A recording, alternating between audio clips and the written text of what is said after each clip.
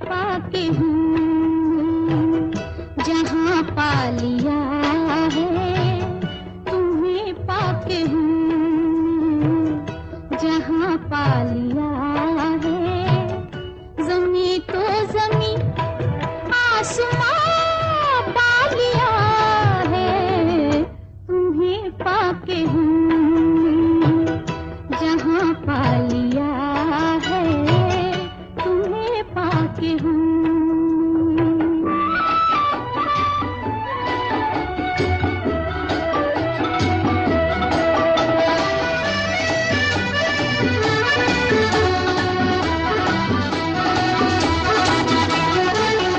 मिटा ना सकेगी जिसे अब ख़ुदा भी, जला ना सकेंगे जिसे बिजलियाँ भी। मुहाबत तो हो आशियाँ पा लिया है, तुम्हें पाके हूँ जहाँ पा लिया है, तुम्हें पाके हूँ।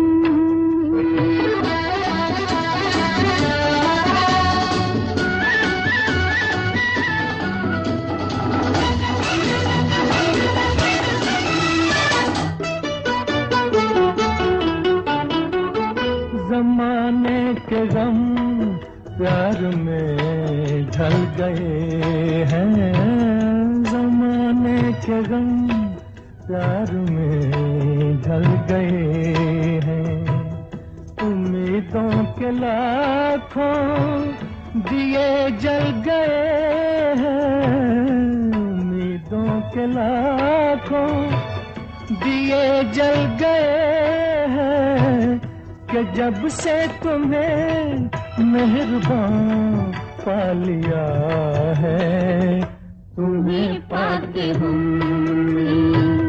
जहाँ पा लिया है, तुम्हें पाके हूँ।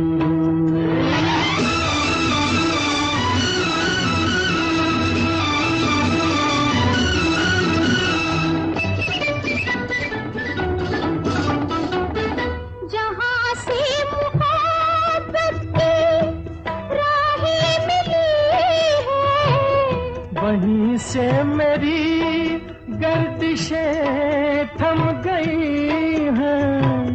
न बिछड़ेंगे हम, कारवां पा लिया है, तुम्हें पाके हूँ जहाँ पा लिया है, तुम्हें पाके हूँ। ओम शांति 2/4/2026 प्रातः मुरली। ओम शांति। बाप दादा मधुबन। बाबा आज कह रहे हैं, मीठे बच्चे, बाप की ये वंडरफुल हट्टी अर्थात दुकान है जिस पर सब वैरायटी सामान मिलता है। उस हट्टी के तुम मालिक हो। मीठे बच्चे, बाप की ये वंडरफुल हट्टी दुकान है जिस पर सब वैरायटी सामान मिलता है। उस हट्टी के तुम मालिक हो। प्रश्न, इस वंडरफुल दुकानदार की कॉपी कोई भी नहीं कर सकता, क्यों? उत्तर, क्योंकि ये स्वयं ही सर्व खजानों का भंडार है, ज्ञान का, सुख का, शांति का, पवित्रता का, सर्व चीजों का सागर है। इसको जो चाहिए वो मिल सकता है। निवृत्ति मार्ग वालों के पास ये सामान मिल नहीं सकता। कोई भी अपने को बाप समान सागर कह नहीं सकते। गीत, तुम्हें पाके हमने जहां पा लिया। ओम शांति। अब बच्चे बैठे हैं बेहद के बाप के सामने। इनको बेहद का बाप भी कहा जाए तो बेहद का दादा भी कहा जाए। और फिर बेहद के बच्चे बैठे हैं और बाप बेहद का ज्ञान दे रहे हैं। हद की बातें अब छूटी, अब बाप से बेहद का वर्षा लेना है। ये एक ही हट्टी ठहरी। मनुष्य को पता नहीं है कि हम क्या चाहते हैं। बेहद के बाप की हट्टी तो बहुत बड़ी है। उनको कहा जाता है सुख का सागर, पवित्रता का सागर, आनंद का सागर, ज्ञान का सागर। कोई दुकानदार होता है तो उनके पास बहुत वैरायटी होती है। तो ये है बेहद का बाप। इनके पास भी वैरायटी सामान है। क्या क्या है? बाबा ज्ञान का सागर है, सुख का, शांति का सागर है, उनके पास ये वंडरफुल अलौकिक सामान है, फिर गाया भी जाता है सुख करता। यह एक ही दुकान ठहरी, और तो कोई का ऐसा दुकान है नहीं। ब्रह्मा विष्णु शंकर के पास क्या सामान है? कुछ भी नहीं। सबसे ऊंचा सामान है बाप के पास, इसलिए उनकी महिमा गाई जाती है। त्वमेव माताश्च पिता, ऐसी महिमा कभी किसकी गाई नहीं जाती है। मनुष्य शांति के लिए भटकते रहते हैं। कोई को दवाई चाहिए, कोई को कुछ चाहिए, वो सब हद की दुकान है। सारी दुनिया में सब के पास हद की चीजें हैं। ये एक ही बाप है जिसके पास बेहद की चीजें हैं, इसलिए उनकी महिमा भी गाते हैं कि पतित पावन है, लिबरेटर है, ज्ञान का सागर, आनंद का सागर है। ये सब वैरायटी वक्खर समान है।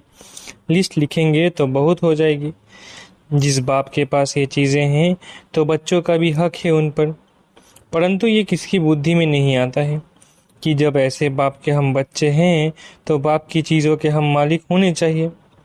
बाप आते भी है भारत में, बाप के पास जो सब चीजें हैं वे जरूर ले आएंगे। उनके पास लेने लिए तो जान ही सकते। बाप कहते हैं मुझे आना पड़ता है। कल्प कल्प कल्प के संगम पर मैं आकर तुमको सब चीजें दे जाता हूँ। हम जो तुमको वक्खर देता हूँ वो फिर कभी नहीं मिल सकता। आधा कल्प के लिए तुम्हारे भंडारे भर जाते हैं। ऐसी कोई अप्राप्त वस्तु नहीं रहती जिसके लिए पुकारना पड़े। ड्रामा प्लान अनुसार तुम सब वर्षा लेकर फिर धीरे धीरे सीढ़ी उतरते हो। पुनर्जन्म भी जरूर लेना पड़े। 84 जन्म भी लेना है। 84 का चक्र कहते हैं, परंतु अर्थ नहीं समझते। 84 के बदले 84 लाख जन्म कह देते हैं। माया भूल करा देती है। ये अभी तुम समझते हो, फिर तो ये सब भूल जाएंगे। इस समय वक्खर लेते हैं, सतयुग में राजाई करते हैं, परंतु उन्हों को ये पता नहीं रहता कि ये राजाई हमको किसने दी। लक्ष्मी नारायण का राज्य कब था। स्वर्ग के सुख गाए भी जाते हैं, सब किस्म के सुख देते हैं, इससे जास्ती कोई सुख होता नहीं। फिर वो सुख भी प्रायलोक हो जाता है। आधा कल्प के बाद रावण आकर सब सुख छीन लेते हैं। किसको गुस्सा करते हैं तो कहते हैं तेरी कला काया ही खत्म हो गई है। तुम भी जो सर्वगुण संपन्न 16 कला संपूर्ण थे, वो कलाएं सब खत्म हो गई है।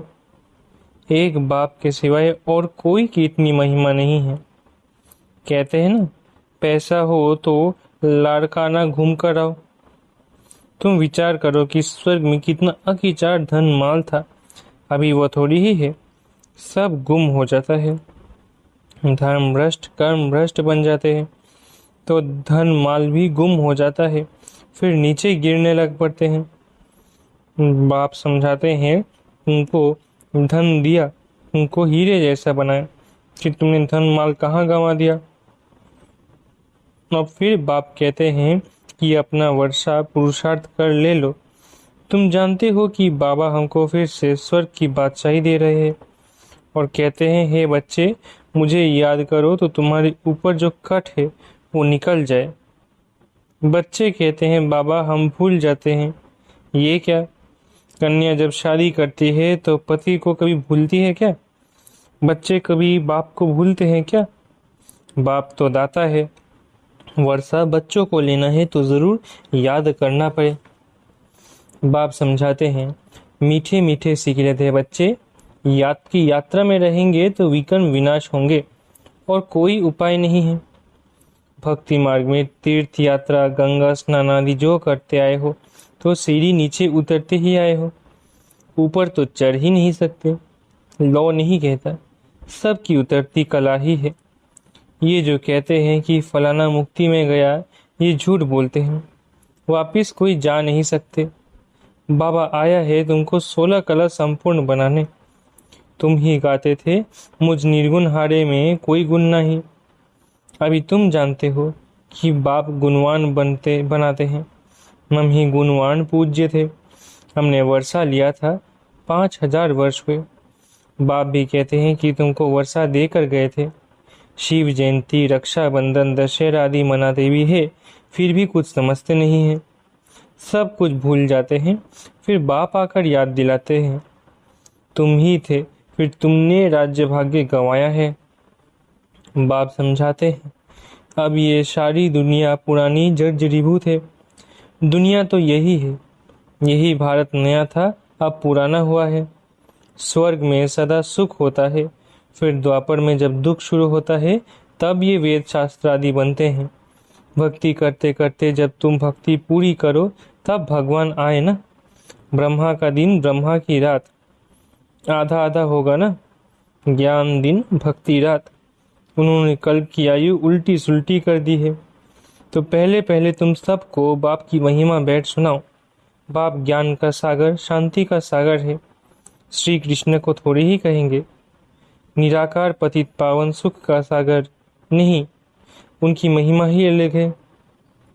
रात दिन का फर्क है। शिव को कहते ही है बाबा। श्री कृष्ण बाबा अक्षर ही नहीं सौंपता। कितनी बड़ी भूल है। फिर छोटी छोटी भूलें कर 100% भूल गए हैं। बाप कहते हैं सन्यासियों से कभी ये सौदा मिल न सके, वो है ही निवृत्ति मार्ग के। तुम हो प्रवृत्ति मार्ग वाले। तुम संपूर्ण निर्विकारी थे, वाइसलेस वर्ल्ड थी, ये है विशियस वर्ल्ड। फिर कहते हैं क्या सत्युग में बच्चे पैदा नहीं होते, वहाँ भी तो विकार था। अरे वो है ही संपूर्ण निर्विकारी दुनिया। संपूर्ण निर्विकारी फिर विकारी हो कैसे सकते? फिर सत्युग में सब इतने मनुष्य हो, ये कैसे हो सकता? वहाँ इतने मनुष्य थोड़ी ही होते हैं। भारत के सिवाय और कोई खंड नहीं होंगे। वो कहते भी है हम मान नहीं सकते। दुनिया तो सदैव भरी हुई रहती है, कुछ भी समझते नहीं। बाप समझाते हैं कि भारत गोल्डन एज था, अब तो आयरन एजेड पत्थर बुद्धि है। अब तुम बच्चों ने ड्रामा को समझ लिया है। गांधी आदि सब राम राज्य चाहते थे, परंतु दिखाते हैं कि महाभारत लड़ाई लगी, बस फिर खेल खत्म। फिर क्या हुआ? कुछ भी दिखाया नहीं है। बाप बैठ ये समझाते हैं, ये तो बिल्कुल सहज है।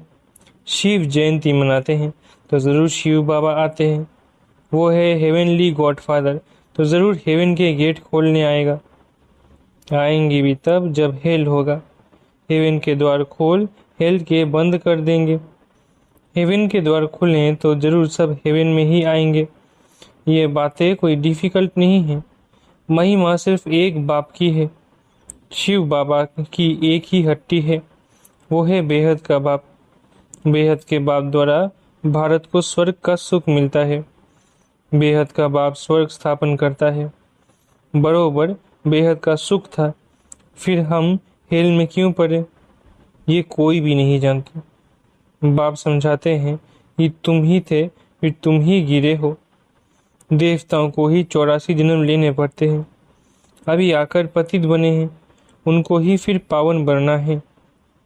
बाप का भी जन्म है तो रावण का भी जन्म होता है, ये किसको भी पता नहीं। कोई से पूछो तो रावण को कब से जलाते हो, कहेंगे वो तो अनादि चलता आता है। ये सब राज बाप समझाते हैं। उस बाप की एक ही हट्टी की महिमा है। सुख शांति पवित्रता मनुष्य से मनुष्य को नहीं मिल सकती। सिर्फ एक को थोड़ी ही शांति मिली थी। ये झूठ बोलते हैं कि फलाने से शांति मिली। अरे शांति तो मिलनी है शांति धाम में। यहाँ तो एक को शांति होगी, फिर दूसरा अशांत करेंगे तो शांति में रह न सके। सुख शांति पवित्रता सब चीज़ों का व्यापारी एक ही शिव बाबा है। उनसे कोई आकर व्यापार करे, उनको कहा ही जाता है सौदागर। पवित्रता सुख शांति संपत्ति सब कुछ उनके पास है। अप्राप्त कोई वस्तु नहीं। स्वर्ग का तुम राज्य पाते हो। बाप तो देने आए हैं, लेने वाले लेते लेते थक जाते हैं। मैं आता ही हूँ देने लिए और तुम ठंडे पड़ जाते हो लेने में। बच्चे कहते हैं बाबा माया के तूफान आते हैं। हाँ, पद भी ऊंचा पाना है ना, बहुत ऊंचा पद पाना है। स्वर्ग के मालिक बनते हो, ये कम बात है क्या? तो मेहनत करनी है, सीमत पर चलते रहो। वक्खर जो मिलता है वो फिर औरों को भी देना पड़े, दान करना पड़े। पवित्र बनना है तो 5 विकारों का दान जरूर देना है। मेहनत करनी है, बाप को याद करना है, तब ही कट उतरेगी। मुख्य है याद। प्रतिज्ञा भल करो कि बाबा हम विकार में कभी नहीं जाएंगे, किसी पर क्रोध नहीं करेंगे, परंतु याद में जरूर रहना है, नहीं तो इतने पाप कैसे विनाश होंगे। बाकी नॉलेज तो बड़ी सहज है। 84 जन्म का चक्र कैसे लगाया है ये किसको भी तुम समझा सकते हो। बाकी याद की यात्रा में मेहनत है। भारत का प्राचीन योग मशहूर है। क्या ज्ञान देते हैं? मन मना भव, अर्थात मामे कम याद करो तो तुम्हारे विकर्म विनाश होंगे। तुम गाते भी थे कि आप जब आएंगे तो और संग तोड़ एक संग जोड़ेंगे, तुम पर बलिहार जाएंगे, तेरे सिवाय और कोई को याद नहीं करेंगे। प्रतिज्ञा की है फिर भूल क्यों जाते हो? कहते भी है हथ काट दे दिल यार दे। कर्म योगी तो तुम हो। धंधा आदि करते बुद्धि योग बाप से लगाना है। माशुक बाप खुद कहते हैं तुम आशिकों ने आधा कल्प याद किया है, अब मैं आया हूँ मुझे याद करो। ये याद ही घड़ी घड़ी भूल जाते हैं। इसमें ही मेहनत है। कर्मातीत अवस्था हो जाए तो फिर ये शरीर ही छोड़ना पड़े। जब राजधानी स्थापन हो जाएगी तब तुम कर्मातीत अवस्था को पाएंगे। अभी तो सभी पुरुषार्थी है। सबसे जास्ती मम्मा बाबा याद करते हैं।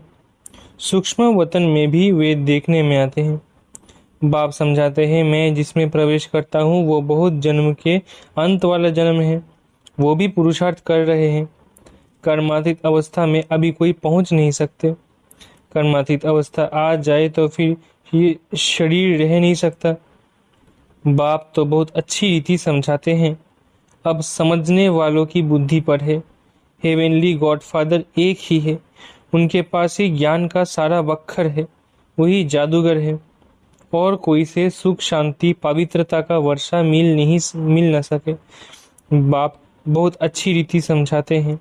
बच्चों को धारण कर और धारण कराना है। जितना धारणा करते हैं उतना वर्षा लेते हैं। दिन प्रतिदिन बहुत तरावटी माल मिलता है। लक्ष्मी नारायण देखो कितने मीठे हैं। उन जैसा मीठा बनना चाहिए। अच्छा, मीठे मीठे सीख लेते बच्चों प्रति माता पिता बाप दादा का याद प्यारा गुड मॉर्निंग। रूहानी बाप की रूहानी बच्चों को नमस्ते। और कोई भी सत्संग में ऐसे कहते हैं क्या? ये हमारी बिल्कुल ही नई भाषा है। इसको स्पिरिचुअल नॉलेज कहा जाता है। अच्छा, मीठे मीठे सिखलते बच्चों प्रति माता पिता बाप दादा का याद प्यारा गुड मॉर्निंग। रूहानी बाप की रूहानी बच्चों को नमस्ते। हम रूहानी बच्चों की रूहानी माता पिता बाप दादा को याद प्यार गुड मॉर्निंग और नमस्ते नमस्ते नमस्ते। धारणा के लिए मुख्य सार पहला, बाप द्वारा जो सुख शांति की पवित्रता का वक्खर मिलता है वो सबको देना है। पहले विकारों का दान दे पवित्र बनना है, फिर अविनाशी ज्ञान धन का दान करना है। दूसरा, देवताओं जैसा मीठा बनना है। जो बाप दादा से प्रतिज्ञा की है उसे सदा याद रखना है और बाप की याद में रहकर विकर्म भी विनाश करने हैं। वरदान, निमित्तपन की स्मृति द्वारा अपने हर संकल्प पर अटेंशन रखने वाले निवारण स्वरूप भव। निमित्तपन की स्मृति द्वारा अपने हर संकल्प पर अटेंशन रखने वाले निवारण स्वरूप भव। निमित्त बनी हुई आत्मा पर सभी का नजर होती है, इसलिए निमित्त बनने वालों को विशेष अपने हर संकल्प पर अटेंशन रखना पड़े। अगर निमित्त बने हुए बच्चे भी कोई कारण सुनाते हैं तो उनको फॉलो करने वाले भी अनेक कारण सुना देते हैं। अगर निमित्त बनने वालों में कोई कमी है तो वो छिप नहीं सकती, इसलिए विशेष अपने संकल्प वाणी और कर्म पर अटेंशन दे निवारण स्वरूप बनो। स्लोगन, ज्ञानी तो आत्मा वो है जिसमें अपने गुण व विशेषताओं का भी अभिमान ना हो। स्लोगन, ज्ञानी तो आत्मा वो है जिसमें अपने गुण व विशेषताओं का भी अभिमान ना हो। अव्यक्त इशारे, महान बनने के लिए मधुरता और नम्रता का गुण धारण करो। मधुरता का गुण जीवन में तब आएगा जब अपनी व दूसरे की भीति को न देख अंदर के संस्कारों को सरल व नम्रचित बनाएंगे। सरलचित आत्मा का गुण है ही मधुरता। उनके नयनों से मधुरता मुख से मधुरता और चलन से मधुरता प्रत्यक्ष रूप में देखने में आती है। मधुरता और नम्रता, इन दो विशेष धारणाओं से सदा विश्व कल्याणकारी, महादानी, वरदानी बन जाएंगे और सहज ही स्नेह का सबूत दे सकेंगे। अच्छा, ओम शांति। शुक्रिया बाबा।